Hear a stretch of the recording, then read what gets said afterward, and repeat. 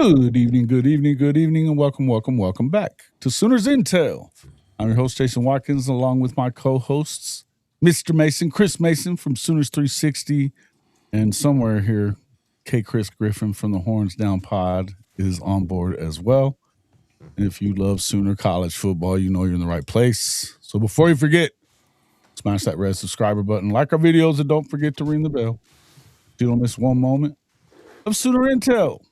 Mr. Mason, sir, how are we? We're good. We are cold, but it's all relative. I have power. You know, um, Yeah.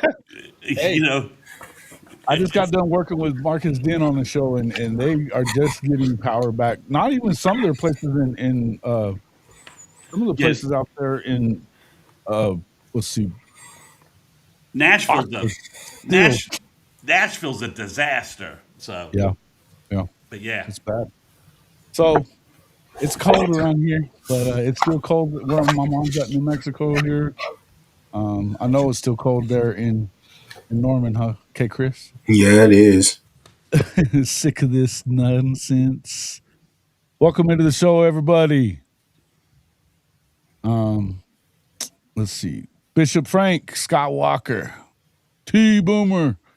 Welcome into the show, everybody. Good to see everybody in here, except for that one. All right. Uh, what are we going to do tonight? What are we talking about tonight, Mr. Mason? well, I thought we'd have a little.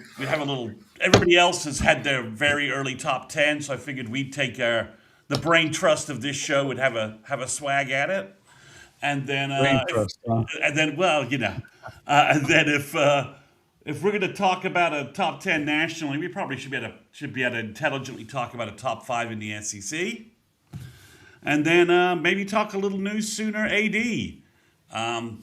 See if he's got a deputy AD position lined up for K. Chris. That would be nice. That would be nice. That would be very nice. And Hey, uh, and that's our main topics. But I'm keeping an eye on Twitter right now because OU is about to get a commitment from a 2028 kid. Should be getting a commitment from Micah Rhodes coming up. He's a top running back for 2028, top 40 in the nation kind of kid. Would be a big win for DeMarco Murray. big win for DeMarco Murray. He seems to do that. He seems to do that. And Yeah, Ott recruiting. seems to be impressing there at the Jaden Ott, just to get everybody wound up. Seems to be Jeez. impressive at the Senior Bowl out there. Wonder why he wasn't doing that for the Sooners this year. Sucks. Kid's a grifter. Let's just and moving on. He's enjoying. He's enjoying. Yeah, listen. All right, so let's take it all. Obviously, we can get started with that. First off, talk about this new Sooner AD and how you feel about it. I know we kind of talked about it a little bit yesterday on my show, and I thank you for coming on the morning show. But what are your thoughts about this move? Well, since I'll go quickly, give Chris some runway. And you can tell obviously that the sort of the marketing, negotiating, the CBA ability to write a CBA and to be active once those changes come in college sports seem to be the main reason why I think they hired this guy. An assistant AD from Illinois. I think that kind of landed a little bit like a thud. But when you look at his legal background and the things that he's able to do, and his prior experience and his contract work, and what I think is going to be the future of where college sports needs to go, I think the hire was definitely in that direction. I thought they were going to go somewhere more in sort of a marketing guy to try and leverage more out of the Olympic sports, but he has a little bit of that background, but obviously, I think the main focus is that we need a CBA for football, and we need to make sure that we have somebody that can work on drafting that CBA and be a force in getting that CBA going. That's kind of what I got out of it. Hey, Chris. Um, if I just give you my general thoughts about the hire, I think it's a great hire. I think that it's on par with what OU is trying to do and where they've been trying to move toward. Well, honestly, I wouldn't even say where they've been trying to move towards what they've been doing since they hired Joe C, which is making the most progressive, most proactive hires that they possibly can. I think that this was something that when you read about his background, when you listen to him and all the rest of that stuff, you say, "Oh, okay, yeah, this is a modern day type pick." It was interesting because you didn't know if you were just going to go get a guy that was going to come in here and just kind of quote unquote be a pun for somebody like Nagy, or you're going to go get somebody who's actually going to have a real voice. And I think you would have got somebody who is going to have a real voice and is going to work with Nagy, with building what OU football will look like for the next, however long they're here. But also, I think that this is good for the rest of the sports as well. One tidbit was definitely him saying, "I don't know what we're gonna do with Porter Moser," but right now, I thought that was interesting as well. That But losing streak still going on. man, look, It is, and the women are just playing great. So it's The best player in the country, so that's they part of got it. best freshmen. So it's not helping, right? One of yeah, these things. no, One of these things don't look like the other.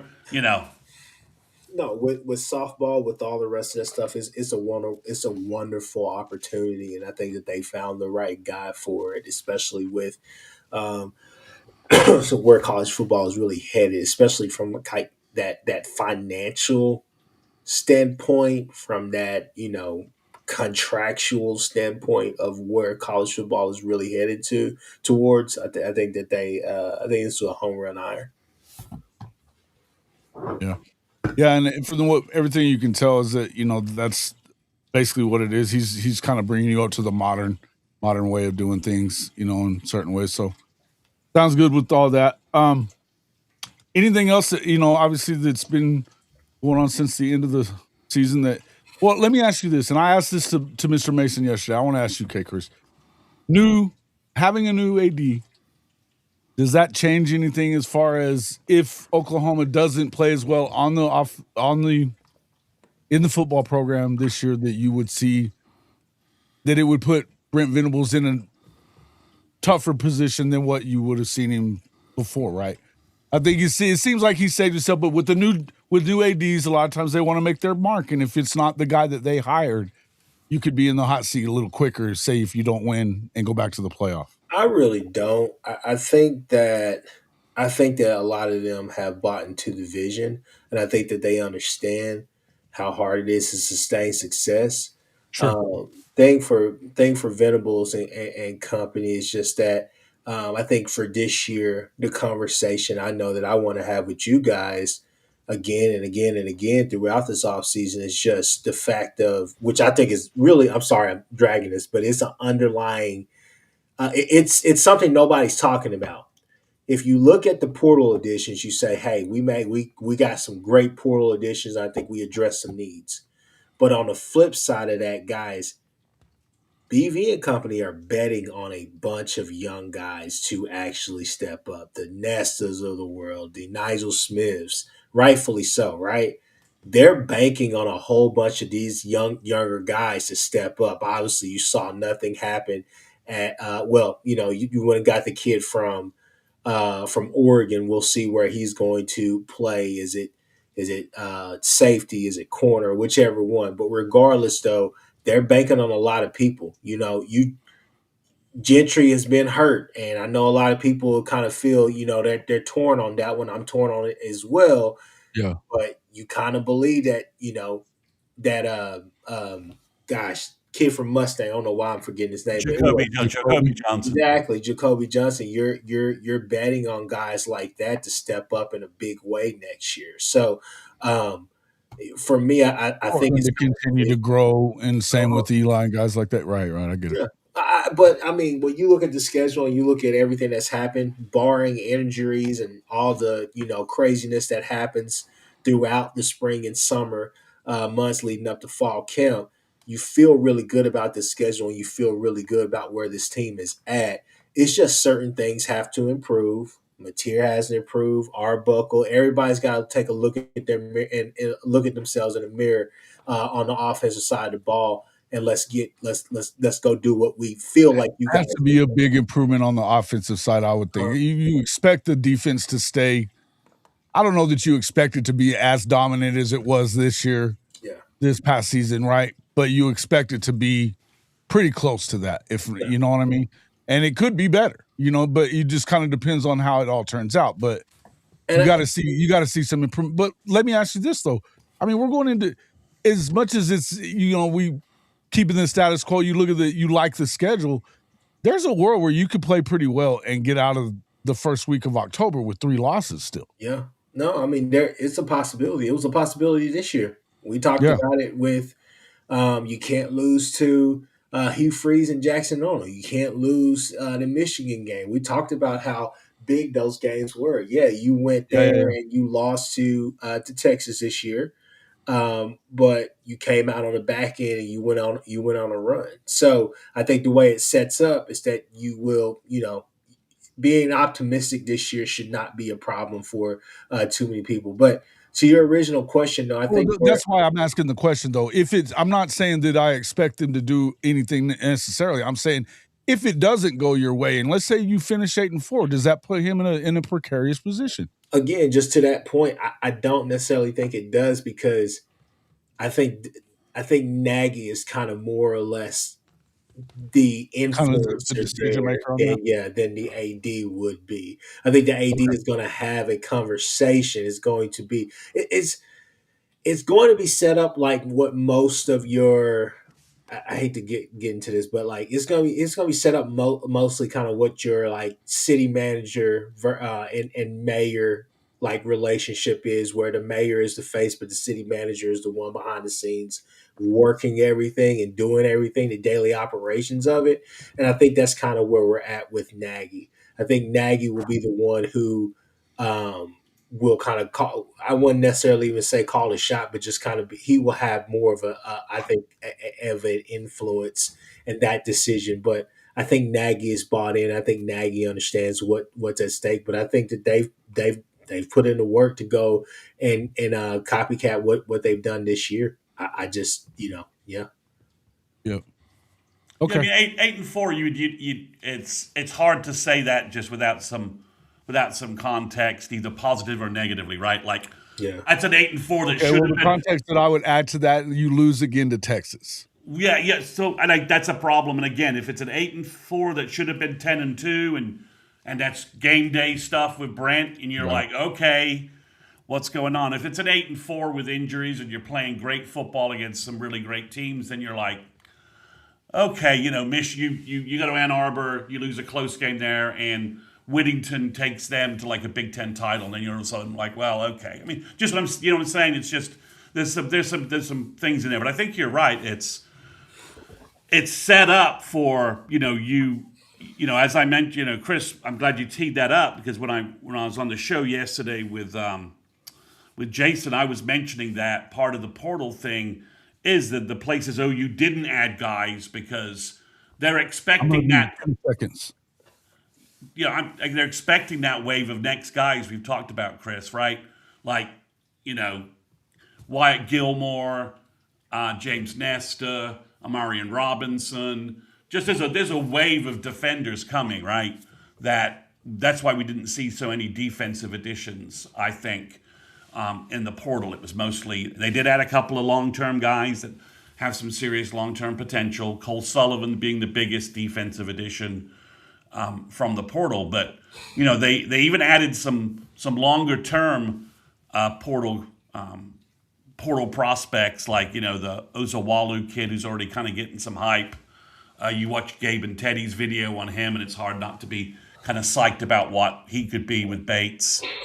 But yeah, I think it's on the defensive side of the ball to be as good as they were this year. That next wave of kids is going to have to start making some movement. Okay. I mean, I think that's kind of where we are. They didn't bet a lot on adding portal guys. You got Cole Sullivan at most at linebacker, who I think is going to be a big addition. But other than that, you're waiting on the next wave of guys. Like we're waiting on Trent Wilson, Nigel Smith. We're waiting on James Nesta. Tristan Haynes, with Amarian Robinson. We're waiting for kind of that next wave to give us that super deep defense that we had last year. Okay. And it's just one of those things where you could have 3 losses on the schedule, but at the same time, the Michigan game, you go in there and win that game. If you win by 5 or if you win by 20, it really doesn't matter because we're still not going to know exactly what type of OU team we're going to be in store for until we go to Athens next year to play Georgia. In my opinion, I think we all know I think that's a bigger test, but I would tell you that I think that they got better with their hire that they made at Michigan. I mean, I was about to say that I think the characteristics are there, but Jason, that they're depleted. Look, it's great that they're going to come in there and be riled up as a fan base, and they're going to come in there and they're going to play Utah football, which is just being tough. That's great, but that tough football hasn't won Whittingham a lot of games these past couple of seasons. If we're just being real, and he's had arguably very talented teams there. At we was 11-2 this year. They went 11-2, but it was a very gaudy 11-2. It wasn't something that was just like flashy. I mean, they were there kind of by default towards the end. I think the prevailing thought, why are they going to be good, is that you kept a lot of what they have. You kept Bryce Underwood. He's going to be getting an actual quarterback coach that people trust in, and that they should be better, and they've got more talent than what he ever had at Utah. Would be the point, right? I think I don't know that it's necessarily going to equate to them being a playoff team. That's not what I'm saying. But I think it's an early season test in the Big House. For sure. No, it's an early season test, and again, the characteristics are there of what a Whittingham team is going to be. We know they're going to be somewhat disciplined, this and that, but they didn't retain a whole bunch, and it wasn't like they just went out there and actually added something that Bryce Underwood needed, which was great wide receivers. They didn't have great wide receivers this year. They didn't have they had a good running game. They're betting on, I guess, the Marshall kid because Haynes is gone. Obviously, there are some missing pieces there. There's a lot of talent that has leaked out of Michigan. My whole thing is with Michigan is again, first year in that system, new system. Bryce Underwood, we understand the talent. But when you go and you look at what this attack is going to bring to you again, and I go back and I say he brought the same offensive coordinator. I say I just watched him with Eric Dampier, who at times looked like he could not throw the football. He can't throw the football. They had to go to the other kid. And the whole thing is that what Bryce Underwood do we get? Do we get the Bryce Underwood that looked like a hero, that looked like Jameis Winston and others during other games outside of OU and Ohio State, or what do we get? You get what I'm saying? Because that's kind of where I'm at. His maturation process is that's really what it boils down to. Is Bryce Underwood the guy that we think that he is this coming season, or is he not? Go ahead, Chris Mason. No, I mean, I think the Michigan game, I think Michigan's absorbed a pretty big body blow in terms of a rebuild and sort of reorganization. Catching them game 2 is probably to our benefit. The location change makes a big difference. Let's not ignore that, right? Playing at their place. It's going to be a massively hyped game. But I do think Michigan, there's a lot of chaos with what went on with them. I mean, let's not ignore it. They lost a lot of personnel.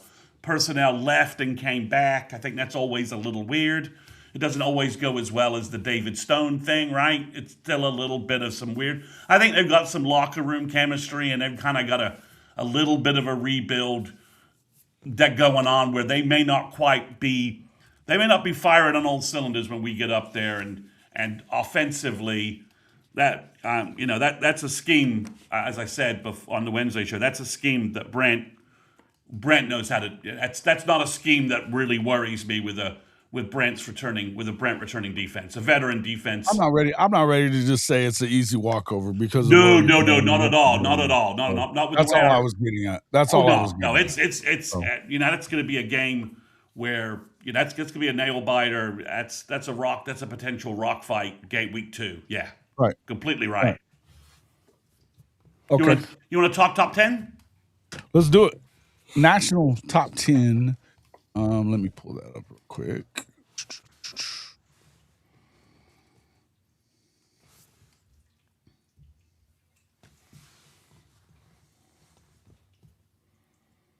All right, here we got our national top 10 right here as picked by the boys of Sooner Intel.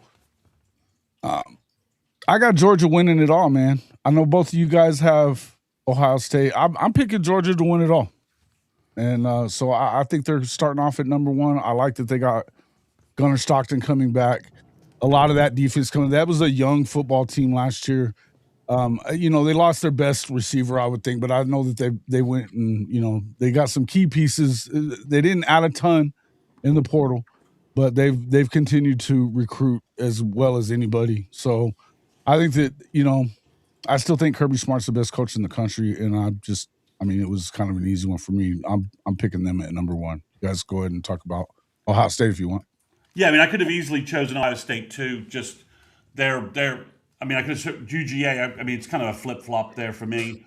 I'm just going a little bit with Julian saying year two going to be a much more efficient quarterback, be a better quarterback, and the overall talent level at Ohio State and Georgia is probably, you can probably pick and choose what you want there. They were a little more active in the portal.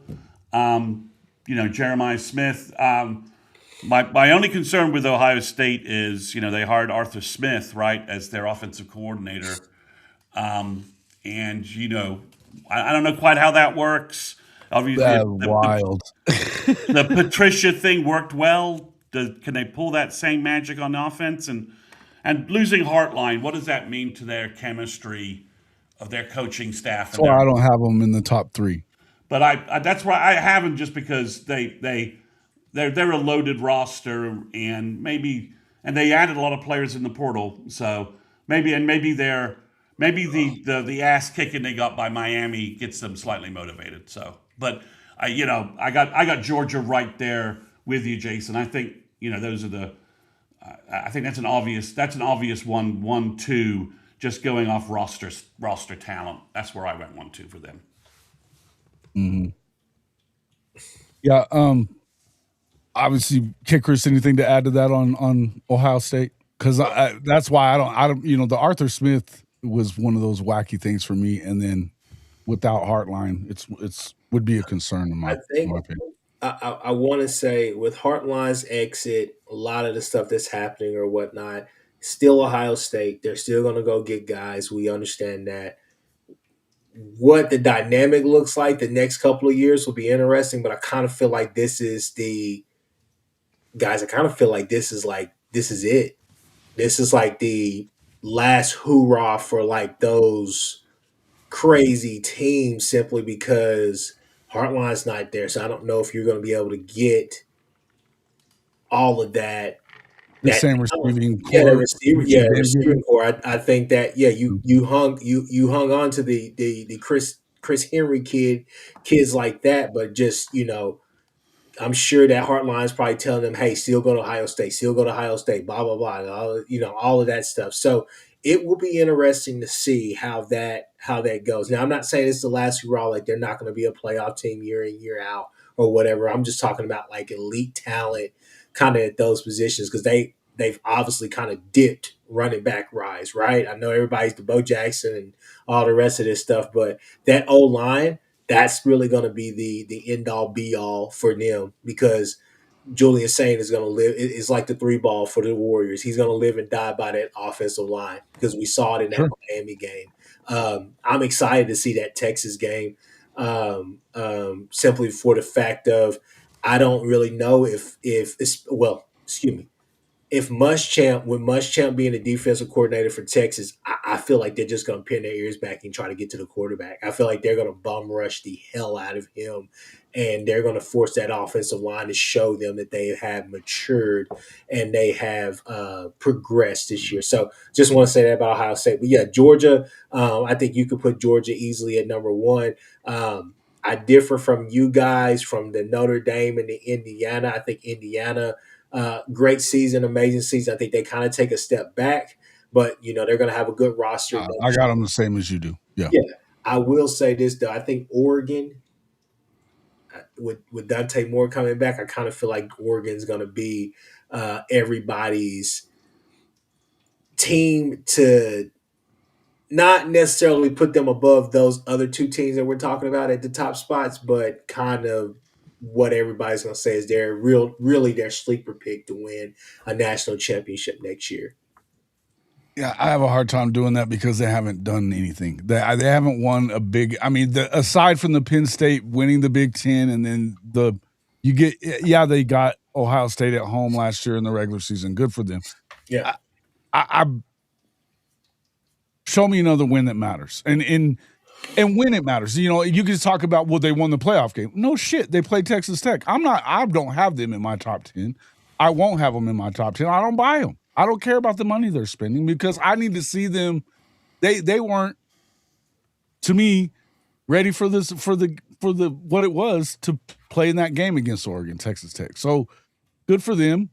I don't know. I'm not seeing Oregon as high up as a lot of people do. I understand why people do. They definitely get talent, but I don't know that Dan Lanning can coach it up in the game. I think he might be another Mario Cristobal, who, by the way, I think that they screwed that one up against Indiana in the championship game. Well, but that's really as good as Mario Cristobal can coach, though, Jason. I mean, that's. I mean, he had.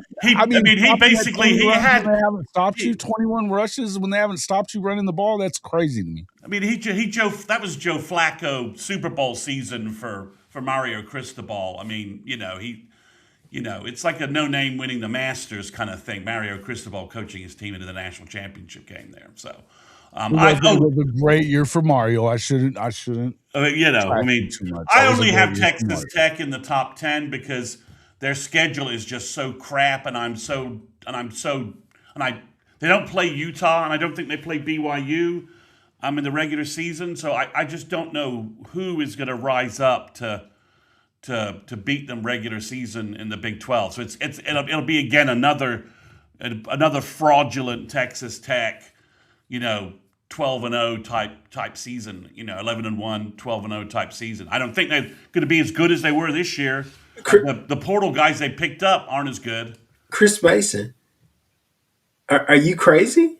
What? Are you insane? With who? Mason, are you crazy? Are you insane? You guys are talking Big 12, y'all talking Texas Tech, and y'all not talking about the Oklahoma State Mean Green winning the national championship. The Mean Orange. We've renamed them the Mean Orange. Yeah, I don't. I'm not buying it. I'm just saying. I'm not buying, just like I'm not buying Auburn with USF North. Or the Nittany Cyclones. Yeah. Or the Nittany Hokies. Not the Hokie Lions. That one probably is better. Right? That is actually probably an upgrade. They made a big improvement for the Hope. That might be. You know what I mean? Yeah. No, I think if I was more confident in Dan Lanning, I might have Oregon higher. Like I might have Oregon 3 or 2, or if I believe that. Yeah, maybe I might have them in the top 5 too, if that's the case. But I don't believe in him. He's done some good. I mean, he was keeping Texas Tech in that game. So, but I have Indiana high just because I don't know what to do with what they did this year, and they're picking up some good personnel in the portal. I'm not a huge Josh Hoover as a Heisman guy, but I certainly wasn't saying Mendoza was a massive pickup last year. I thought he was a good pickup. So I'm giving Cignetti all of his flowers right now with that number 3 ranking, and we'll see if they come crashing back to earth in any realistic way. But again, they got a weak ass schedule, so. They're not going to, they're not playing the equivalent of a Michigan or an Ohio State in out of conference, right? They have terrible out of conference schedule is Bill Snyder from the 90s era bad. So that's why I have them there. I do think Notre Dame has a terrible schedule, right? If they can beat Miami and BYU, they should go undefeated. They should. That's if they lose both of those games, they shouldn't be in the playoffs. They won't be in the playoffs. They won't have a win.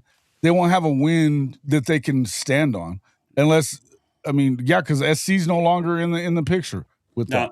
I was But close to speaking putting. of SC, real quick, Oregon gets USC after they play powerhouse Portland State, while SC gets to travel 3 time zones to play Rutger.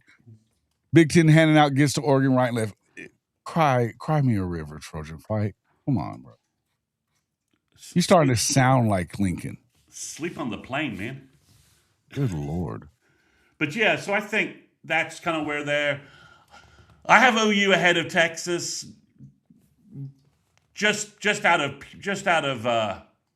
I just don't. I don't like some of the things Texas did in the portal. I don't like their losses. The Muschamp, the Katowski to Muschamp transition, I think is going to bite them a little bit.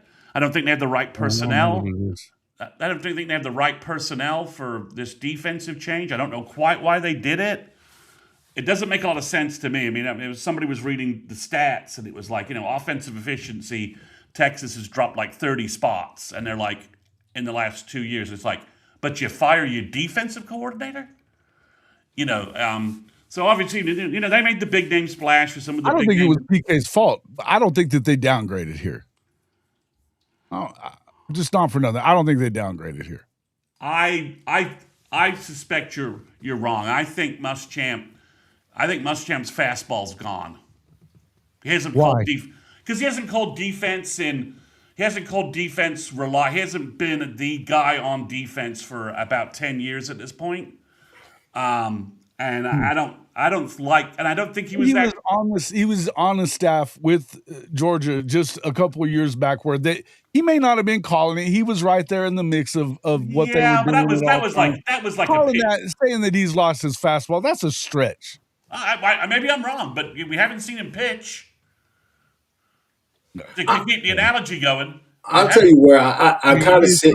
It's not like they're running something that that's brand new. But Katowski's scheme though was very specific, and what Muschamp wants to run is very different. I sit in the middle of you guys on this, literally and figuratively, simply because I do disagree with you. I agree with Jason. I don't think he's lost his fastball. I think that what he's going to come in there, he's going to be probably a lot more aggressive and probably want to try to be a lot more physical. I think the thing that scares me about Texas is that with this whole model of, hey, and don't get me wrong, I think a lot of teams are doing it the same way, which is, hey, we're not going to carry, 85, 90, scholarship players, however many or whatever the case may be. We're only going to go and get, somewhere between 60 and 70 or whatever. On the flip side of that, here's the thing. Colin Simmons is coming back. Okay, right? You lost a lot of guys that were supposed to be, in that two depth. Man, please, I know Bevo's going to get in here at some point, and I know that Benji, you my guy, respectfully. But at the same time, it feels like you guys lost a lot of talent. Now, I know what Texas fans are going to say. Oh, well, those guys weren't going to play. We don't have time to sit there and wait for them to develop and stuff. But these were people who were supposed to be in the two deep. Y'all talked about them all season, up to the point of the season, all the rest of that stuff, and it didn't happen or whatever the case may be. So, a couple of injuries away from we're in deep shit right now, simply because we don't have guys that are ready behind. On the defensive side of the ball, you're saying? Huh? On the defensive side of the ball, offensive side of the ball. Cam Coleman goes out for a couple of games, and you're back with Wingo as your one. And contrary to most belief, a lot of Texas fans are not excited about that if that were to happen. I think Wingo is in a perfect position right now simply because blow up as a two. Yeah, no doubt. He could play two. Because if I was Wingo and they weren't able to get him, I'd be really looking at Georgia saying that I probably should have transferred there because what Branch was doing is what I should be doing because I just don't think that he's a one.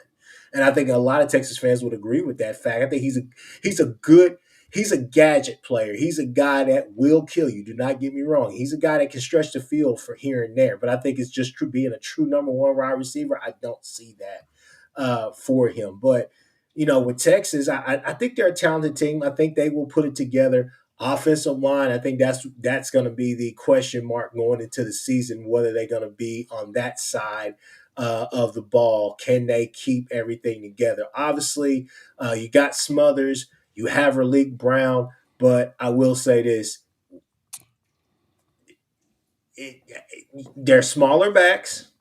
SEC, a lot different than the Big 12 and ACC. I think they could get it done, but I will say this right here. Whoa, whoa, whoa, I'm whoa. cautiously optimistic about those teams. That's just that's my thing. Bro, you don't get to say that about Hollywood whenever you were happy to have him come back to Oklahoma, bro. You don't get to do that. Well, but we had Xavier Robinson in the barn, right? I get it. I get it. I get it. mean, But you know, and in the end, I think that they looked a lot. I think that they've continued to look a lot better. I think that when you get a guy like Cam Coleman coming in there and you do get those two running backs, I don't know that they necessarily upgraded all the way around with running back. I think that they certainly it's a push, maybe. it may be a push, yeah, and it may be a little better just because of the fact that they were basically a one-headed monster and really not even that for a lot of the season. Now, Trey Wisner, I'm glad to see him gone as an Oklahoma guy because he was eating OU's lunch, right? But aside from that, I think that he was basically all they had, though, last year. So, they didn't have – CJ Baxter didn't really do much, right? Everybody else was injured. I mean, that was the whole thing. Yeah. Everybody else was they've injured. missed. I mean, they're hoping that the Cooper kid from Florida is their big back, right? Yes. But if I knew I was going to get Smothers, I wouldn't have picked up Raleek Brown.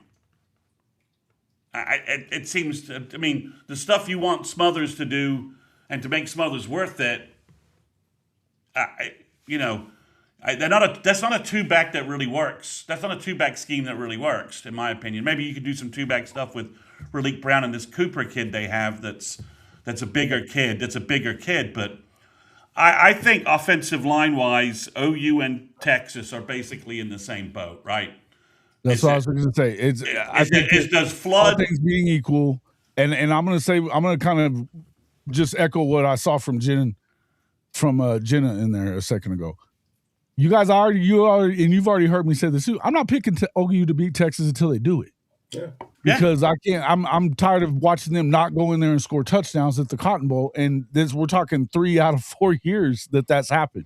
So, I think that Arch is a lot better than he was at the start. I mean, he was better by the end of the year by a lot than he was when we saw him at Cotton Bowl. I think that there could be a problem. I think that we'll have to wait and see kind of how it turns out. And I think that there's a possibility that they, underachieve as normal. I mean, shit.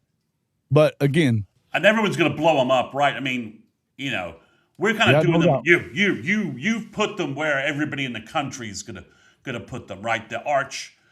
Arch has improved, and I think that's probably I mean, yeah, is he better game 11 than he was game 5? Well, he better freaking be, right? So yeah, I mean that's right. But I always thought that they would be better a year later than what they had them as this year, starting off at number 1. I always thought that was bullshit. I figured they were going to be better this year anyway. I don't know that I still don't believe that because I think that Arch is. I got to say, he's way better than John Materia is right now in my mind. Okay. Well, I think the O-line, it gets down to the O-line, right? Does Flood or Biedenbaugh get their unit playing, competitive SEC football? That's a good question. OU, they've got the Gooseby kid coming back, and some people are putting him on All-American teams, and I'm like, I don't know about that, but who gets their guy? Who gets? Texas added some pieces. The Wake Forest tackle is interesting, but they'd also lost a lot of depth pieces, and their O-line last year was like us to a certain degree. Their limiting factor, Yeah. and I don't know that they went out and really improved it. Whereas we're basically banking on Bill taking the best talent we've had on the offensive line and moving it forward. I don't think Texas is in the same boat that way. And not getting banged up too bad because the depth is a little iffy, right? Yeah, so I think that's where Texas. But if Texas's offensive line starts playing well, then they're gonna bank that ranking. But if it's the same thing as last year, okay, Thievery, I agree. Gooseby has that ranking. I just don't think he's that good. I don't think Arch was getting hit too much for you guys to say that you had an All-American offensive tackle. I'm not saying Mike Fasusi's an All-American tackle this year because our guys got hit too much. So I think your quarterbacks got hit way too much for you to tell me that you have an All-American offensive tackle. I know what that looks like. I know what that looks like. We know what Orlando Brown as a left tackle, an All-American left tackle, looks like. And Baker Mayfield Oh yeah, wasn't hit for 2 years.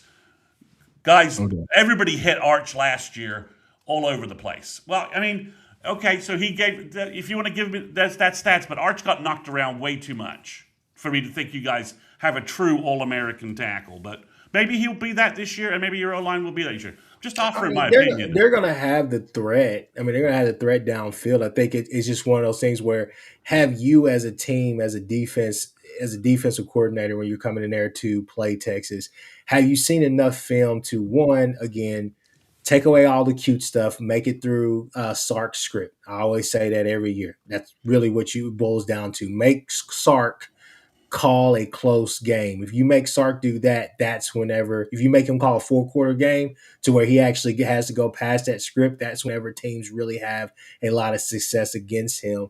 Right now, they have the potential to be really dangerous simply because Wingo can now be what Xavier Worthy was for them, which is just a gadget. Use him all over. That's why I was thinking A.D. Mitchell and Worthy, right? Mm-hmm.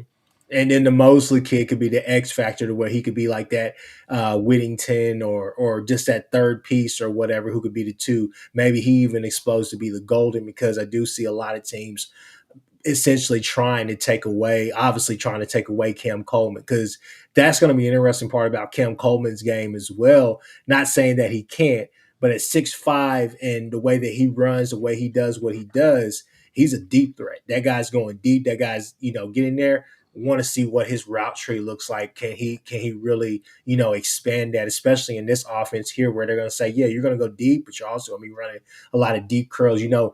Sark loves those deep curls, those deep, he loves little bench routes, stuff like that. So they're going to use him a lot of different ways to make sure he stays open, but you're going to have a lot of stuff underneath as well. And I think that's where a Wingo could really excel. So they have the threat there. And I think that what helps Smothers and what helps Raleek, to be honest with you, is Manning's legs as well, his mobility. So I think that's a big piece.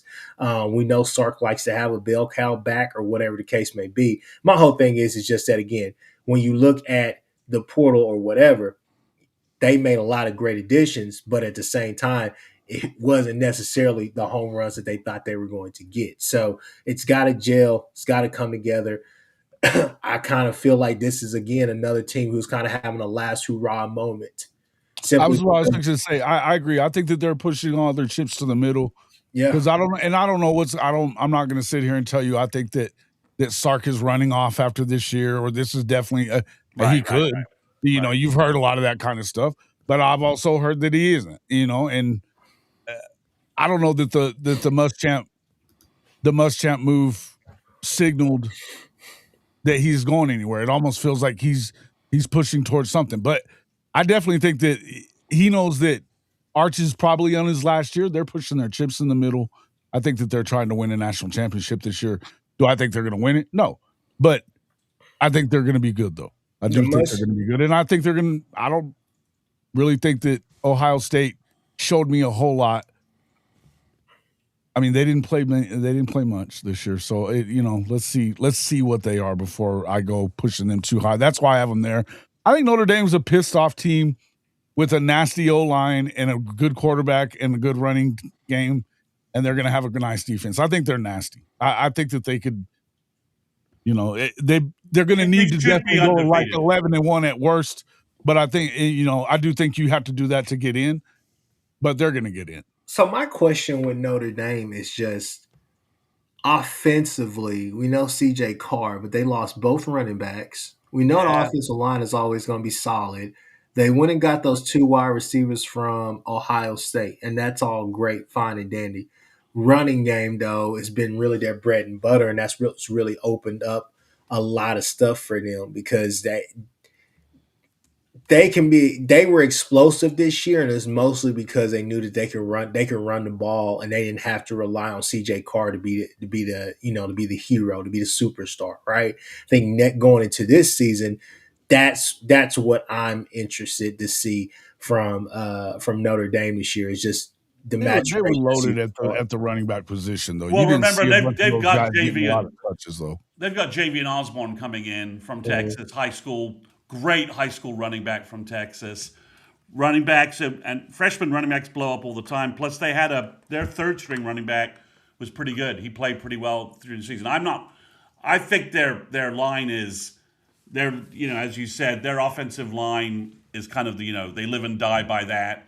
Like most of the teams we're talking about, and if if their power running game is working and their running game's working, then they're dangerous again. I mean, they're dangerous again. But I'm not that worried about their backs. They've been recruiting at an elite level at running back. No, that's what I'm saying. I think that, and they have a commitment to the run too. Similar to like what we saw from the teams that got into the championship game. They're committed to running the ball. But y'all too, come on now. You don't just go out there and replace Jeremiah Love. Let's just be real. Like you don't go and replace those two backs. I don't know that I agree with that. Hey, I'll tell you this: did they end up losing Aeneas Williams? They did not. That kid, when he got in, was perfectly fine. But the kid's not. When that kid got in, he was making plays. He just didn't get to play much. Yeah. Ask Ohio State this year about what their run game looked like. You just lost two basically first round running backs to the league. That's what they have. I'm going to trust Notre Dame to run the ball more than I'm going to trust. That is perfectly fine, Jason. I'm just saying you don't go and replace that type of production, dude. You don't. You just don't.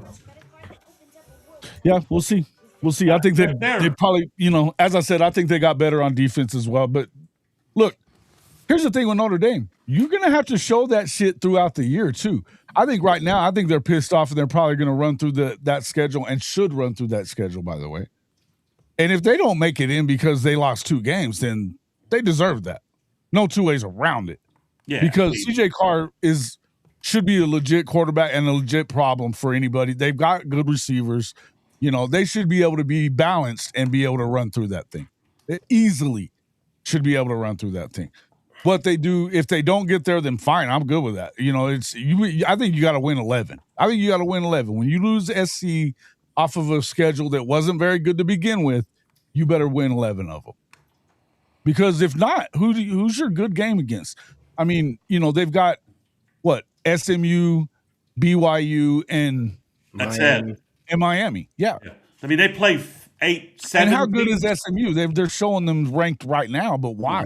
They beat Miami last year, but yeah, you're right.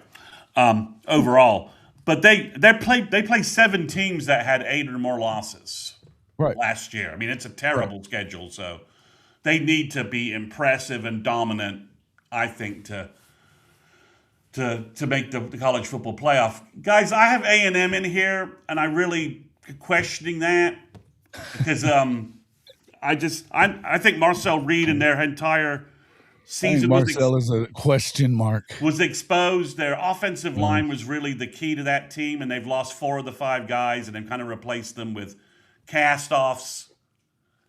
Okay.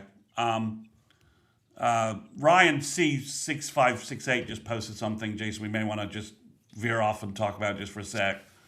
I just saw that too. Yeah, so but I have A&M in there because I was struggling with another team, as you saw by me putting Texas Tech in. I'm not buying Ole Miss and LSU until I see what the hell's going on with their actual rosters and how they actually look. There's so much confusion, chaos, and changes there. This is a way too early ranking for me. My assumption is that Chambliss is going to win whatever that court deal is. That's why I have them in that. Yeah, although the NCAA has finally realized they need to start getting judges recused who are alums of the players filing for extra eligibility. Listen, when they win a fucking court case, they got the Bama judge recused finally. From that decision, so they should be going after the Ole Miss judge. So, but yeah, I think until I know what's going on with Chambliss and everything else going on there, and I'm not buying that Lane can quickly turn around LSU with all of the different pieces moving around. I don't think Levitt is. They could be good. They could be, but I have to see something first. So that's why I ended up with Texas Tech and A&M at the end of my top 10. Mm-hmm. Okay. So that's why that. So it looks like, guys, Heineke's had his appeal has had his initial waiver request denied and is appealing it. And that came from Jim Nagy. Just posted that. So Yeah, I just was reading it. and the other thing that seems to be maybe a bigger factor in all this is Heineke appears to be tearing it up at the Senior Bowl. So he's apparently having a great days at the Senior Bowl, looking great. I've been hearing people laud about him, and Jim Nagy being one of them, obviously. But there's a lot of people saying a lot of good things about him. They like him a lot. They like all the defensive guys, especially at the Senior Bowl. They've been happy about it. I was going to ask you about what's going on. Why is R. Mason not there again? What happened there? I think he just doesn't need to be there. Okay. He's right now. The last thing I saw was that Daniel Nothing Jeremiah helps him. He doesn't help him to go up against these guys. That doesn't. He's right now number 35 on Daniel Jeremiah's top 50. And I think he goes to the combine, does great at the combine, and moves even closer to the first round. I mean, I don't know that if you watch Nick Bonito basically having a defensive player of the year type season, how do you let the Nick Bonito 2.0 fall into the second round? I don't know how you do that. So, but the NFL will some NFL guy will find a way to convince themselves not to take R. Mason Thomas. But I think that's why he's not there. But yeah, I think overall, I think the top 10s, I think Texas at 7 is a perfectly fine spot, but everybody else will have them. They'll be preseason number 1 on a number of magazines and all that, unless this arch foot thing extends, right? This arch surgery, he misses spring for it, and people start getting a little worried about that. I don't know that it's a big issue at all, but I'm certainly not wishing injuries on guys in the offseason, and that's just bad mojo. That's just bad form. But Arch is having surgery, so if something weird happens there, who knows? Okay. But other than that, so you want to quickly do our SEC top 5? Yeah, let me do that in just a second too. Real quick, I got Michigan in the top 10 before I got some of these other ones. And for the LSU people, listen, I get it that Lane Kiffin is everybody's flavor of the month and all that. I've seen, Kyle, you've been talking about your boys at LSU a lot lately. I get it. The dude hasn't won anything. I don't get it. The dude hasn't won anything. When he does, I think that he should succeed at LSU? I do. And Seton, okay, that's cool. That's going to keep one of them upright, at least for the most part. But the rest of that offensive line kind of got a hit at LSU. They took a hit on the O-line. Look, I don't know that they were bad at the O-line to begin with. And all of a sudden, LSU is a national champion, like all of their freaking content creators are saying day after day after day. This glaze job of the LSU Tigers is getting old right now. Again, if y'all are going to talk anything about championship, you need to mention the Oklahoma State Mean Orange. Stop talking about championship shit. Well, they're building a hockey rink for him. It's getting annoying, Jason. I'm telling you, you're cutting it close. You're cutting it close. Yeah, that's true. You want to pop up our SEC top 5 after Chris's second mention of the future powerhouse Oklahoma State Mean Orange? That's something else, man. If you take your top lip and connect it to your bottom lip, you will shut the up. All right, now let's move on. Let me get this other one up here. Oh man, whoa! What is this? Take this person out of there. I can't get to it quick enough. Somebody get him out of there. I don't know what's happening. That's crazy.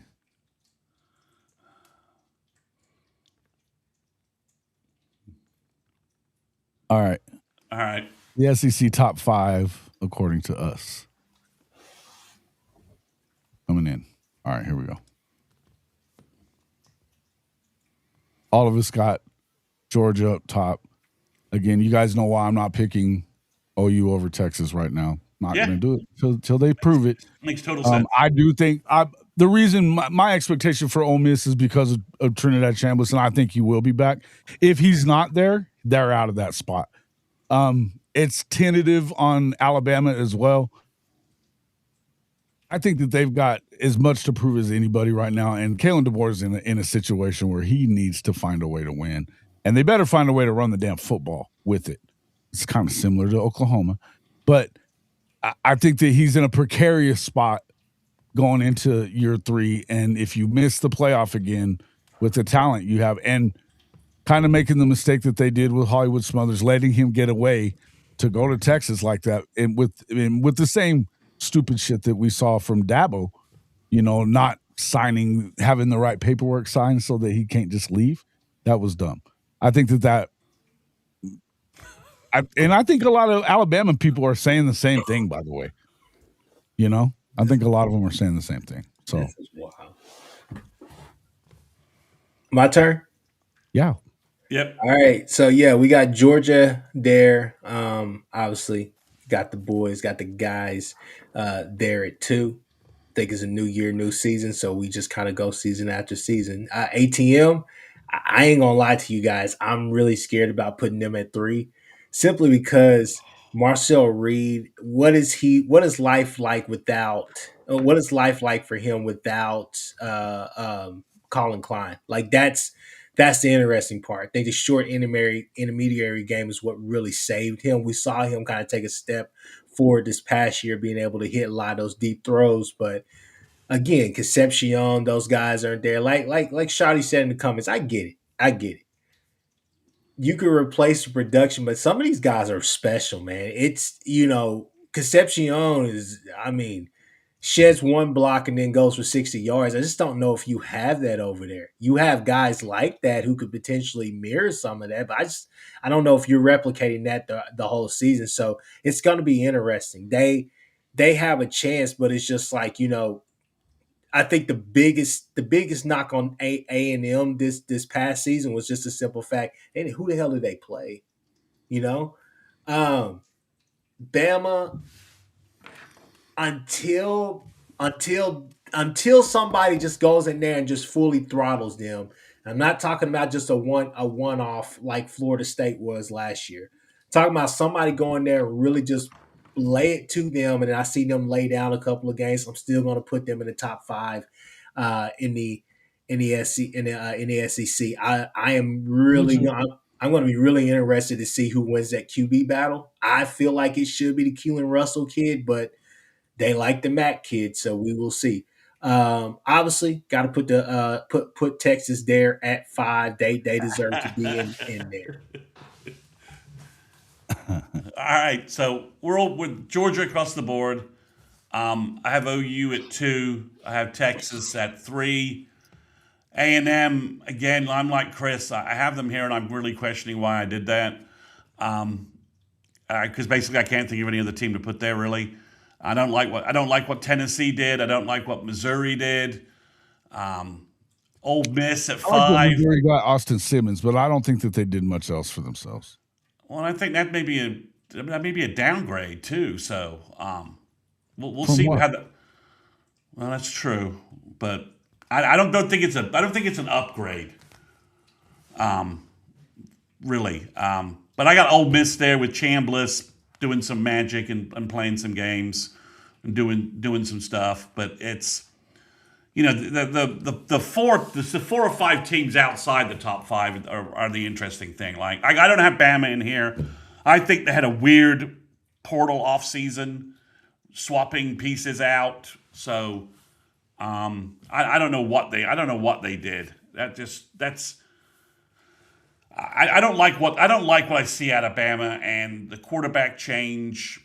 Maybe it's a positive. Maybe DeBoer is finally getting his guys into his system, but does that make that system just more finesse and less able to run the football? I like Keelan Russell a lot. I'm not sure that I think that Mac is the answer, but I also think that he's probably better than what we saw at the end from Ty Simpson. Yeah, maybe. That being said, I think that the only way that you really they got O-line problems. Have they fixed them? They do. Listen, I'm with you on that. But I still think they're in the top 5. I mean, the Proctor kid's gone, right? The center that they thought was the anchor of their line, he's gone finally, right? They added pieces, and I'm not sure what pieces they added that really improved that. I don't know. That's why I don't have Bama there. Same with LSU, and I don't know what they are.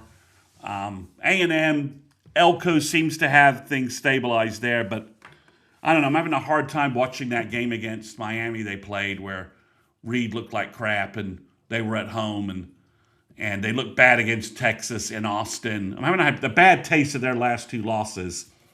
But, they do have a lot of returning talent. They got some good recruiting classes coming in. They picked up a good wide receiver from Alabama when they realized they weren't getting Coleman. It's the SEC could be a massive mad grab back, right? I mean, it has the potential to be even more chaotic than it was this year, especially with the balanced schedules out there.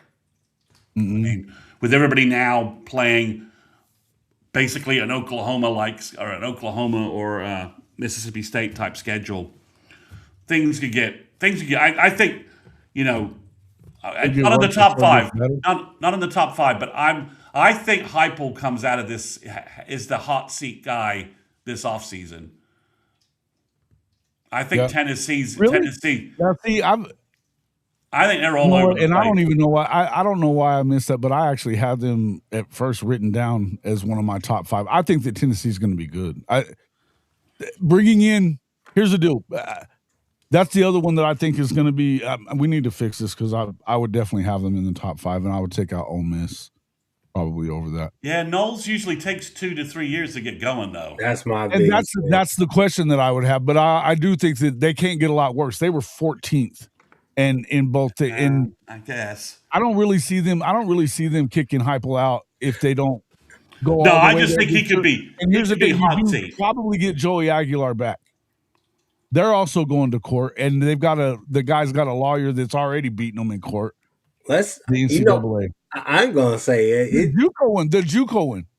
This is going to be interesting in the next couple of weeks with some of these court cases. We may have to jump on here and just kind of talk about it because, again, we talked about it the other night on SEC Gauntlet. It's just the NCAA can't lose, they can't win, they can't lose. They just in purgatory the whole time. But I will say this, though. I was thinking about that earlier today. Isn't it interesting? You're going to have the veer and shoot and that type of defense, like, combined. It's really interesting. It's going to be the most unorthodox game. Yeah, I mean, it definitely is. Like, to me, it's just one of those things where it's like when you every veer and shoot team has a weird pairing. Lebby and to be honest with you, in hindsight, you could say it. Lebby was good. But it still was a weird pairing. The type of defense that Venables wants to play and everything, but with the veer and shoot, up and down the field, this and that, very particular, blah blah blah, yada yada yada. Now he's went back to the 3-3-5, and you're just like, these are some really weird pairings, all over the SEC with this veer and shoot, especially there in South Carolina. I don't know what the hell they're going to do with Kendall Brown, but still, I digress. I'll just say that with Tennessee, it's going to be very interesting to see how that dynamic works because I don't know. I just think that they're going to want to be in, off the field an awful lot, putting 40, 60 points on people. But I'll be honest with you, Jason, I kind of think that Aguilar is going to lose that case. Of the cases, he has a weak. I mean, the Chambliss thing is a sham. It's not the weakest though. It's not the weakest though. The Aguilar one or the Chambliss one? Well, the Chambliss, I haven't. I'll profess I don't know too much about the Aguilar thing. I thought he was done and he wasn't filing an appeal. It's a JUCO transfer. It's the exact same thing as what allowed Diego Pavia to come back. Okay, the Chambliss thing is a sham. That's complete bullshit. Yeah, it is like having mono or something, or not even that. I think it was like something simple, tonsillitis or something. Yeah, it's a complete sham. Let's just call it what that's a sham. Aguilar, I haven't looked into it. I just think Tennessee is maybe. I think Missouri's in for a bad season because they lost a lot on that defense and didn't add a lot back. Jason, And if Chip Lindsey scare you for OU, I don't know what to tell you anymore, bro. I think we just may be in for a bad season. Chip Lindsey. I was thinking to myself, I was like, oh. Who? Are you saying that to me? Yeah, Chip, because they I'm hired not. Chip Lindsey over the No. I'm not over tripping this about these that. past No, couple of no. I weeks. think Austin. I like Austin Simmons. I think that he's good. He got hurt last year, so that's the part that. yeah, you may that be was right. You may not be about right him. on that. I'm taking what got him benched and what didn't get him back in. He's a wild got hurt. card because that boy was throwing picks very He was quick. also on the way to getting benched too. Yeah, he was throwing that boy was throwing Okay. picks left and Hey, right to start the year. Fair Yeah. enough. And maybe look, It's a gamble. I think Missouri got exposed last year, right? They didn't beat I anybody. agree with that. Before we jump off of here, can we talk about one I of certainly the? don't have Mizzou in my top 5, guys. Oh no! I know you don't. I was just messing with you. I was saying it you was like, well, you can look. I was So like, we well, understand it's still F Mizzou. All right.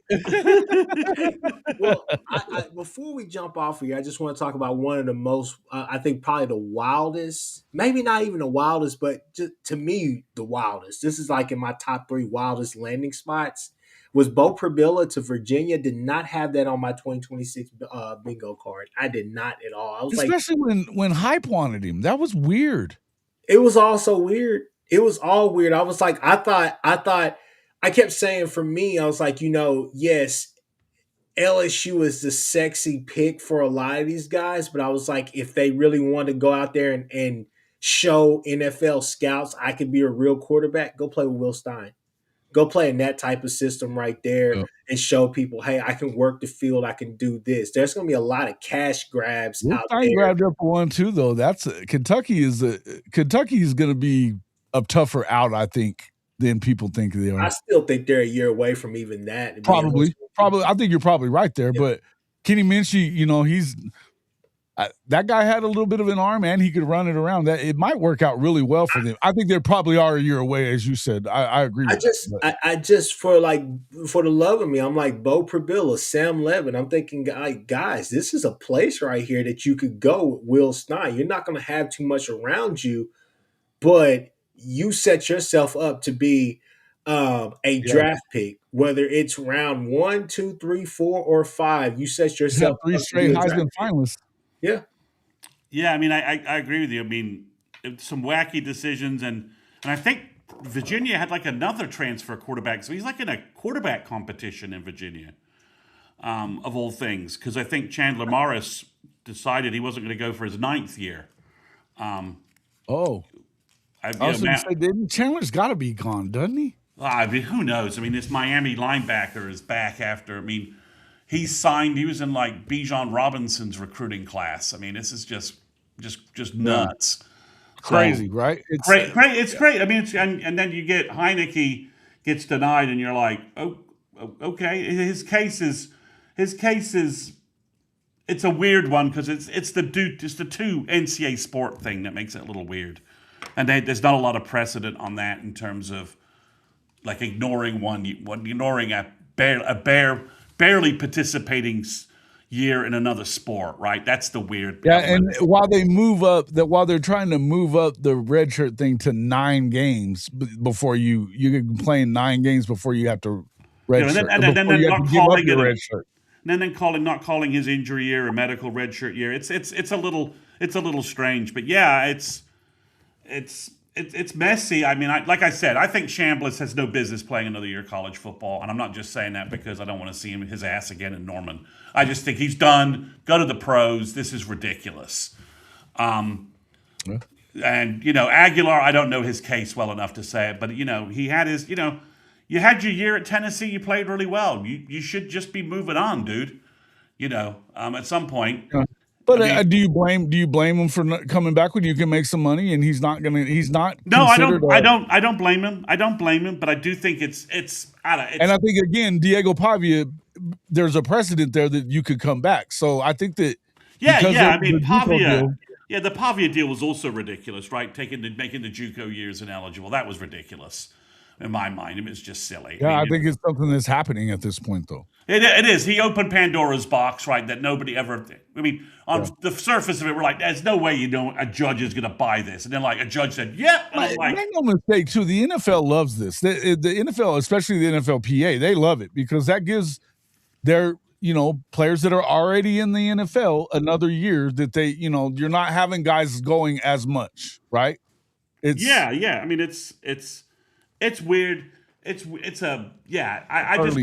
just don't understand some of these guys. I don't understand why Chambliss just doesn't want to go pro, man. It's a bad draft.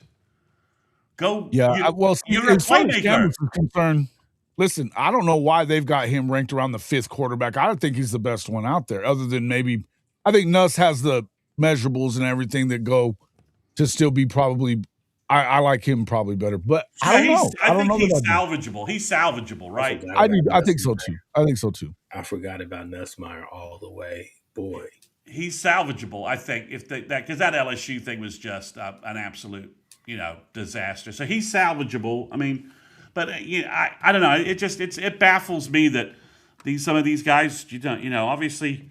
If you're Tennessee, you're recruiting. The NFL. I get it. No, I get that. I think that he's at worst. Chambliss. I mean, I've seen rankings, a lot of draft rankings that show Chambliss is number 5 quarterbacks coming out, and I think he's 2 in my. If I was choosing a playmaker, he's number 2. Easy. Yeah, I mean it's easy. I mean, who are you going to drive? I mean, Nuss. You need to. The guy reminds you of like what Russell Wilson was doing at the start of his career, where you can't get your hands on him, and he's going to find somebody open. I don't understand why he's not betting on his game and going to the pros rather than being stuck. I mean, we all know that Arch probably will have a good statistical season. Maybe he'll have a great one, but a good one is probably fairly in the cards, and he'll be drafted number 1 off that. Easy. Right. I mean, no one's going to ignore. No NFL GM is going to pass on drafting the Manning. Right. Manning. He could have a half-ass season and go number 1 if he comes out. Yeah, but I think he'll probably have a good season based upon the additions they've added and some other stuff. But yeah, it's a mess. But it's if you're. I'm just shocked that no NFL franchises have reached out to Chambliss and say, "Why are you dicking around with going back to Ole Miss? We will draft you in the top 10 picks, guaranteed. Get in the damn draft." Mm-hmm. Like they would do in basketball, where they guarantee those kids, right? Like, you're not getting out of the lottery. We're drafting you out of the lottery. You see all the NFL teams that desperately need QB help, and this kid's going to go back and play college football for another year. It's bizarre. I mean, you wouldn't. What do you think? Do you think? I mean, somebody just said. I mean, Tyler Shuck is a starting quarterback in the NFL. I know, dude. I know. Don't. Yeah, that's wild shit, bro. This is crazy talk. But like, what about? What was it? There was one I just read, and it was making me. Ty Simpson, whatever. Yeah, guys. Again, this is not a hot draft class. Do you think? What about Diego Pavia? Is there a chance that I think he may be playing himself into it. He's saying the right things, but I think, what do you think he does at the next level? Do you think that Kchris, you got to answer this one. I like Diego. I think he's a baller, man. I don't love his arm. I'll say that, but I think he's a winner. Yeah, but I don't know what it is as a quarterback. He might even play as like a receiver, do the Edelman thing. Can he? I mean, he measured 5'9" and 7/8. Yeah. He's not going to play quarterback, I don't think. I mean, and a big part of his game was his running game, right? Yeah. At that size, he'll get obliterated at the NFL. I mean, as a quarterback, correct? Yeah. So, but yeah, I think we'll see. I mean, he's got he talks a big game and he's backed it up for the most part. But I like the dude, man. I'm not a hater on Diego. I love him. I I just think he's, his desire to just stay at Vandy and that whole JUCO thing just opened Pandora's box and was kind of like, and the judge was like, and I'm like, all right, dude, what are you If doing? it wasn't him, it was going to be somebody though. Well, maybe, but I do think he kind of kicked over this notion I a little don't bit care. more. That's what he's been doing, is kicking over hornets' nests his entire career. Yeah, I mean, okay, I mean, He wasn't supposed to get to that point, so yeah, I mean, it kind of is we'll what it see. is. We'll see. I mean, I'm going to be more interested to see what happens to Vandy this season without him, without Eli Stowers, without a lot of the kids that they lost a lot of talent in the portal. They got some good guys in, but they lost some of their glue guys, and they lost some O line. They got to rebuild that O line, and it'll be interesting to see. It'll be interesting to see where what happens to them this year. Because that's a wild card, right? If it's somehow, because if Jared Curtis, he's enrolled early, he's there. If he somehow takes over and somehow just and has one of those freshman QB years where we're like, how is this kid playing this well? Then all of a sudden maybe they can sustain this momentum. If he hits the freshman Somebody wall, better, because they didn't really hit the portal, did they? no, because if he struggles, hits the freshman wall, then they could drop. They could It can be hard. It can be tough on them. hard. Now they've definitely added some talent comparative to what they've been in the past, but Yeah. I don't think they fall all the way off. But I think you better win pretty quick, though. Yeah, I mean, you need to just You better not fall too far, is what I'm saying. Yeah, because then it's just then the negativity. Well, it's like, without Pavia, they're just old Vandy again, and that message will just can ring true in high school recruiting to a certain degree. Um, um, yeah, that's why I just don't understand why Chambliss's folks didn't direct him to the NFL instead of doing this thing with Ole Miss. I mean, they can't be funneling that much money to him. It can't be worth that much money. I mean, delaying your second NFL quarterback, You never know. delaying that second NFL QB contract, that's a expensive decision, potentially. It could be, and especially when I think that he's a guy that can stick in the NFL. I think he's got the tools to do that. I tend to agree I that mean, it's not getting any younger. it may be an emotional decision instead of a financial one. Yeah, I mean, we'll see what happens, but overall, it's the SEC has never been as wide open as it is after you get beyond Georgia, who's the most stable program left in the SEC, right? We're pushing for that level of stability, right? OU is, but we're not there yet. If we could bank another 10-2 kind of playoff season, then we're rising up to that, right? But as you said, Texas is throwing all their chips in for the last Arch season, and that could be great, or it could flame out on them. And then you've got who knows where Alabama's going. They've lost, and you've got LSU and Ole Miss just turned. Two programs completely turned over. You got Florida. I mean, there's so many new coaches. It's messy, right? What is Florida going to be? I don't think any of us have any idea about that. What does Kentucky look like? Will Stein will get somebody this year, right? I think he'll get somebody. But it's just the SEC from top to bottom has never been more sort of chaotic. And there's less terra firma around the various teams. UGA is the only team really that's kind of got that terra firma. If OU can fix their offense, I think we're right there. But, if it's an answer, all that. Yeah. I mean, that's where we are. But I think Texas, again, if they had kept Katowski and brought in this talent base, I would be like, all right, okay, I can see it. But this D coordinator thing, I'm probably wrong on this, but I think this must change. Well, I mean, that's fine. It's not a problem. And I get it. I get what you're saying. I just think, and I'm the first one to say, the problem wasn't on the defensive side of the ball, right? So you're messing with something that didn't need to be messed with, right? You're fixing something that wasn't the problem. But that's because, okay. Y'all, that was okay. I mean, honest with you, it just seemed like it was kind of a personal preference to me. That's mostly what that was. PK wasn't an issue. Sark has his faults, PK had his faults, all the rest of that stuff. But that seemed like there was a boiling point that had been reached, and there was a decision that was made, and it was made. No doubt. Surprisingly, to everybody on the outside looking in, and I think to some Texas fans, but seemed like a personal preference to me. No doubt. Yeah, but it was just weird though. It was a weird, like you said, it was a weird decision, and I think they're disrupting something that didn't need to be disrupted, and their defense was really holding their water the last 2 years. Let's just call it a fact. No doubt. I think PK's defense got them into the playoffs last year.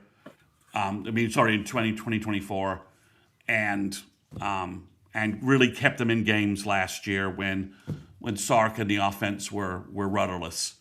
Certainly kept them in the game in Ohio State and elsewhere. But they're an interesting team, Texas. If you try and be as objective as you can as an OU fan about them, right? Yeah. They're an interesting, they're an interesting team in terms of what they did in this offseason was was a radical shift from what they've been doing previously. They said, no, we're not going to do this. We're not going to just accumulate talent and stack talent. We're going to do something different. And we'll see if it works. With a 14, 15 game season, if they're trying to achieve their goals, and a reduced roster doesn't seem to add up to me. But we'll see if that gamble pays off for them. Yeah, they definitely. Yeah, I don't know what they were doing. But so Jason and Kchris, is there one SEC team you think is just going to blow out expectations?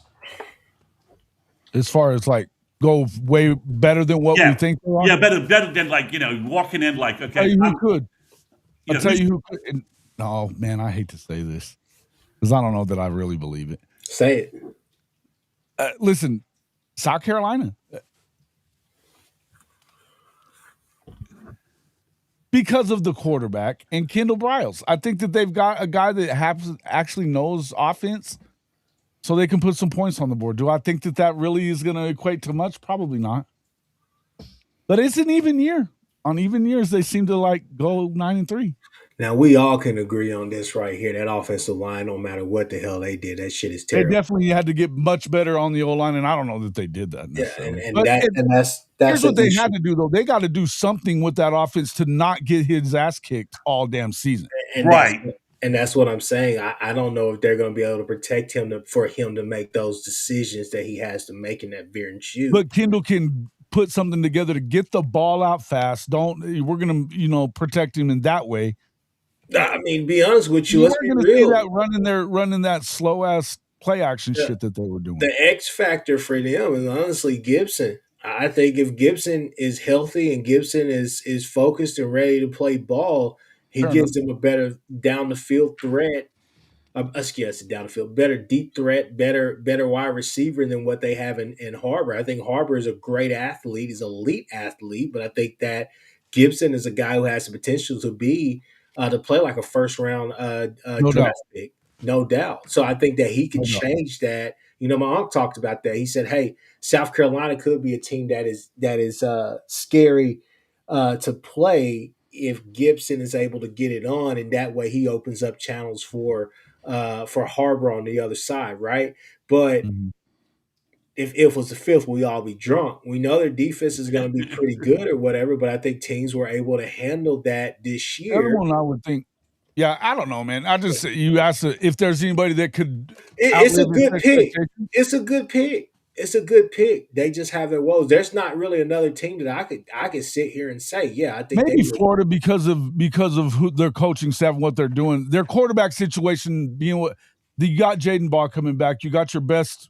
I think 5 of your best players are coming back. Mm-hmm. If they're coached better, maybe they're a better team. I don't know what I think about this quarterback, but I like their offensive coordinator situation a lot better than I like a lot of teams. Yeah, Faulkner. We'll see how well Faulkner. We'll see how well he does away from Brent Key. Right. We'll see if that was like a perfect setup and that made him and that helped him. I mean, what I'm just saying? It's gonna be Brent Key is the offensive line guy. He's the offensive guy at Georgia Tech a little bit. So we'll see. But I think you're right on Faulkner and Florida. The quarterback they got from Georgia Tech is interesting. He doesn't have a lot of experience, though. Yeah, I think you're the wild card team for me, obviously, and I think you are both right that you're a year away. But I think Will Stein's going to blow up some big time team's lunch. Absolutely could. It wouldn't surprise me if that happened. The other one I would say is, and this is out there. I think they're a year away. Kamario Taylor is a bad dude, and this is a 6'5" kid with wheels that can throw it. That offense, if they went back and got their former head coach back to come be the defensive coordinator, he's the best defensive coordinator they've had in a long time. If they play pretty good defense, they might be a pain in the ass for everybody. That kid in the they went and added Kendall Dobie. That kid in the bowl game. That kid in the bowl game. It was a little. I mean, he was so raw. It was like feast or famine. But like the feast moments, you were like, holy crap, bro. But the famine moments were there too. So it'll be interesting. But it was his first start. That's what I'm saying. I mean, that's what I'm saying, right? You got to judge him on that. But if he can hit that feast, they can get those feast moments going. He's a stud, man. He's a stud. No doubt about it. They could put up a lot of points on folks. And do you believe in Mississippi State? I don't know. But no, I'm not sure. I think that they've been busy in the portal. I think that he's definitely better than Blake Shapen. And they had moments where they almost won some big games last year. They got to stop somebody. They got to be able to stop somebody. I think that's the biggest thing. Oh yeah, but that quarterback, if he puts it all together, right, and Lebby, he's unreal good. And Lebby's able to develop him, then yeah, he's got some. He has some elite. Same with Deuce Knight at Ole Miss. I mean, or anywhere he plays. I think Deuce Knight has all kinds of skills too. But yeah, he's not as big. He's not as big, and yeah, Kamaro's 6'5", man, and has wheels and an arm. Yeah, I mean, I watched. You saw those highlight moments, but I think. That's where I am. But it's the SEC is. I mean, we're going to play so many of our ex-players. It's just so odd, including. You've got Isaiah Dent there. Zion Reagan's there. Well, we're playing. I mean, everybody's got like an ex-Sooner. It's like, okay, we're playing ex-Sooners here, there, and everywhere. And then we're going to be playing. The New Michigan's new safety. When we go up to Ann Arbor, Devontae Barnes and Nick in the Kentucky game. Exactly. It's crazy. So that's the portal. That's been the bizarre thing about the portal is where our kids have landed kind of all over the place. Yeah. At better places, I thought that some kids landing at better places than I thought. Hey, Chick-fil-A, Mekhi Rhodes is apparently on some West Coast show, and they're dragging their ass until the end of it to have his commitment. So he hasn't committed yet. Okay. So Michael Rhodes, we got and Sooner Twitter is in flames over the Heineke decision. Everyone's in meltdown mode. It's just, it's pretty ugly to see. Yeah, that's going to be. Yeah, it's going to be. And I don't know. I mean, does he come back anyway? I mean, with the way that he's showing at the Senior Bowl, do you come back? I mean, you just talked about the same thing with these quarterbacks. I mean, as long as he can get a quick. What's his grade got to be for him to? Yeah, well, I mean, if Nagy can get him a realistic grade, But I think the way he's going, I mean, at a certain point, I'm like, okay. He just committed, is what T Boomer says. Oh, he did? Okay. Well, T Boomer always beats me to commitment news. And he's right. He just committed. Man. He's on it. He's always beaten me to this. Jason, he's on our recruiting show. He's always like, Chris and I are ready to wrap up, and T Boomer walks in with some recruiting bombshell for us. He's the man. T Boomer's our guy. Man. He's a great guy. So they got he's ranked as high as the number one running back in the country in 2028. No lower than 3. According to the services, top 40 player in the nation. OU offered him as a freshman. This is a big win for DeMarco Murray. Big win for OU. He's high school teammates with Cortland Guillory. So this is a big Houston pickup. And OU doesn't always pick up Houston kids. So this is a big pickup for OU from that perspective. And we'll be talking about it on our Monday recruiting live stream that I'll be doing with Chris. And I'll be posting a recruiting podcast tomorrow. I was waiting on this news, so I'll post this tomorrow. And cover a bunch of other stuff because there's all kinds of other high school recruiting stuff flying around. So OU's got commits. They just got Micah Rhodes, Chris. So we got a fancy new commitment to talk about on Monday. Yeah, no, I heard you guys. Is Nightcap Unfair Sports News Show there, Jay? Is that coming up now? If so, make sure you guys get over there and check that out with Jay. Yep. It's a big commitment. So, and Nagy let it slip. I'll give one piece of recruiting thing away. If you watch the Nagy interview, he let it slip that OU's sitting on another 2028 commitment. He said in that interview, well, we got one kid committed for 2028. They don't have anybody publicly committed. So they've got Micah Rhodes and somebody else already committed for 2028. So OU has 2 commits for 2028.